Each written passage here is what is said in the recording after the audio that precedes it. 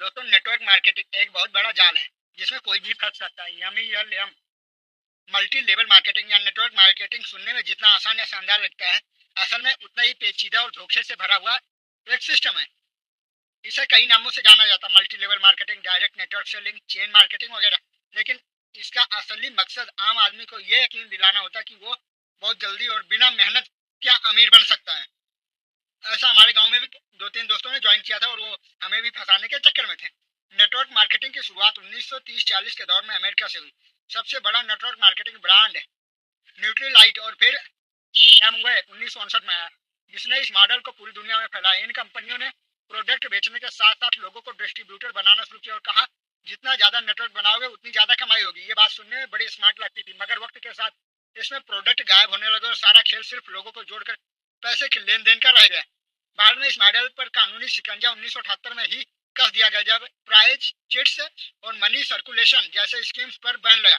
लेकिन यम करने वाली कंपनियों ने इसका तोड़ निकाला, प्रोडक्ट का नाम ले लिया, भले ही बेचते वो किसी को ना हो, बस मेंबरशिप और पैसा लेते रहे। असली कमाई नए लोगों को जोड़ने से होती रही और ऊपर वालों को उसे जोड़ी गई लाइन का कमीशन मिलता रहा, जबकि नीचे वाले इनके लिए मजदूरी करते रहे।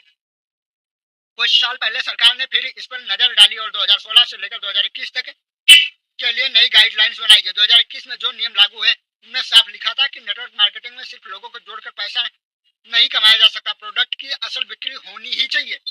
असल में लोगों को इनके प्रोडक्ट्स की कोई जरूरत नहीं होती। Toothpaste, protein powder, cosmetic item या फिल्टर जैसी चीजें 2 गुने 3 गुने दाम में बेची जाती, क्योंकि उसमें ऊपर के 5-10 लोगों को कमीशन जुड़ा होता है। जो नीचे होता है उससे खुद ही प्रोडक्ट खरीदने पड़ते हैं और फिर उम्मीद की जाती है कि वो दूसरों को बेचकर या जोड़कर अपना पैसा निकाल ले। यही वो जगह है जहाँ से फ्रॉड शुरू होता है। हर किसी से कहा जाता है तू बस 3 लोगों को जोड़, फिर चैन बनती जाएगी और तू अमीर बन जाएगा।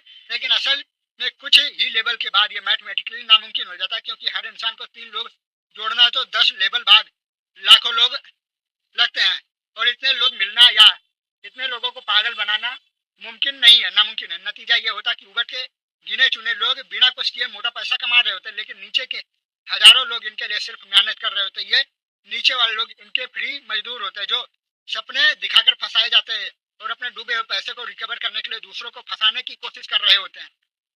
इन सिस्टम्स को और मजबूत बनाने के लिए हफ्ते दर हफ्ते सेमिनार, ट्रेनिंग, मोटिवेशनल मीटिंग्स और सोशल मीडिया पर दिखावे का सहारा भी लिया जाता है। स्टेज पर 2-3 लोग आते हैं जो बताते हैं उन्होंने सिर्फ 6 महीने में गाड़ी खरीद ली, लाखों कमा लिए, नौकरी छोड़ दी।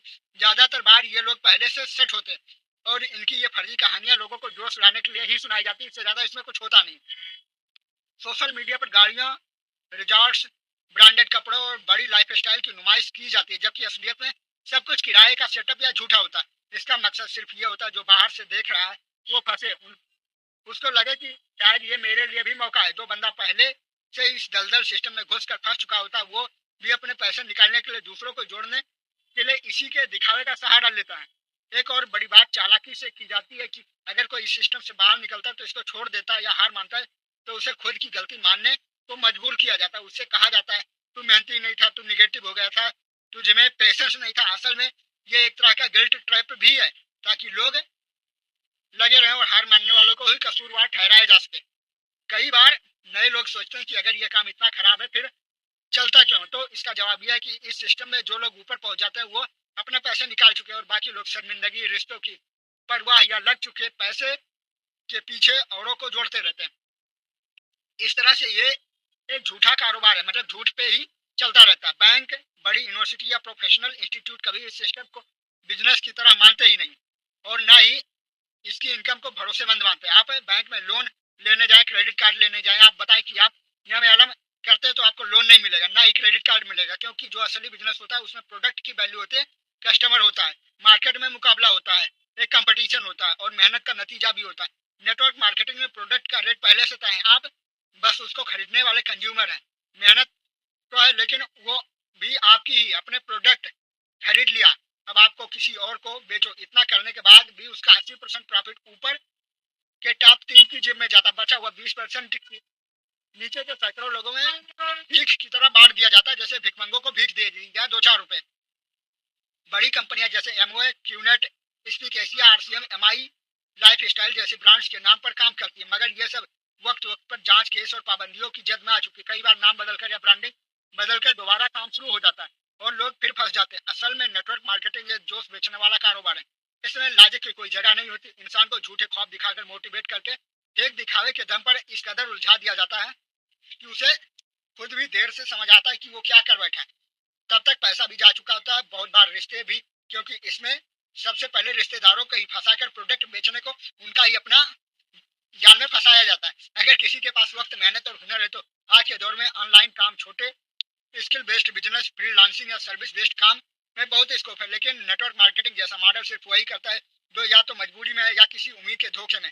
इससे दूर रहना ही समझदारी होती है, क्योंकि दिन के आखिरी में असली कारोबार वही होता है जिसमें कुछ बनाने, बेचने या हल देने का काम हो, ना कि लोगों से जोड़कर पैसा बनाना। नेटवर्क मार्केटिंग एक ऐसा आईना है जिसमें सामने से चेहरा हसीन जरूर दिखता है, मगर पीछे से बदसूरती और अंधेरा ही होता है।